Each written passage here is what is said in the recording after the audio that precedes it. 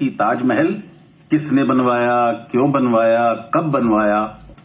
Milord, Taj Mahal दुनिया का 7वां अजूबा है, उसके बारे में कोई दो राय नहीं है। और मैं ये भी नहीं मानता कि ताजमहल के निर्माण की सच्चाई बाहर आने से ताजमहल की छवि धूमिल हो जाएगी, बिल्कुल नहीं।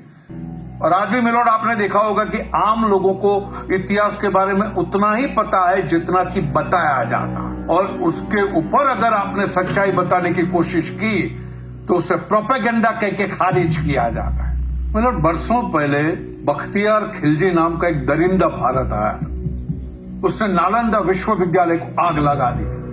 नालंदा विश्वविद्यालय जहां दुनिया भर से लोग पढ़ने आते थे, 90 लाख किताबें जला दी थी। 3 महीने तक आग जलती रही, हजारों विद्यार्थियों शिष्यों को काट के रख दिया, और असली भारत का इतिहास उस आग में स्वाहा हो गया। फिर आए अंग्रेज, उन्होंने भी हमारे इतिहास के साथ खिलवाड़ किया और जो मन में अनाप शनाप लिख दिया। और फिर आजादी मिली तो एक नया दुश्मन खड़ा हो गया, वामपंथ।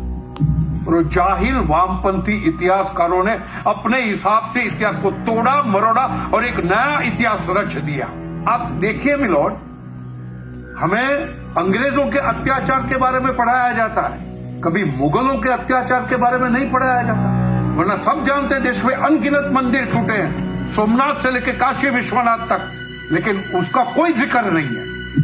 अंग्रेजों ने 200 साल राज किया मिलॉर्ड, लेकिन कभी भी किसी मंदिर को तोड़कर गिरिजाघर नहीं बनाए।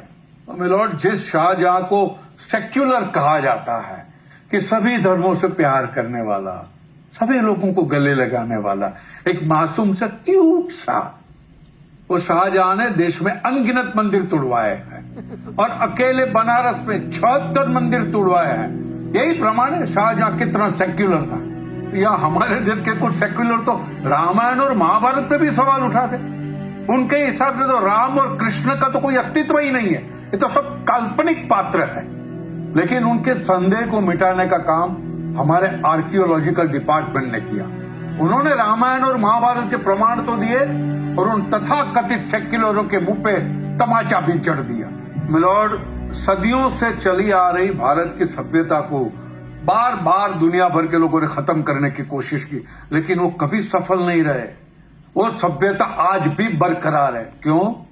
क्योंकि भारत की रग रग में सनातन है। और ये सनातन का अर्थ यहाँ पे किसी परंपरा, पंथ या धर्म से नहीं है। सनातन एक सोच है,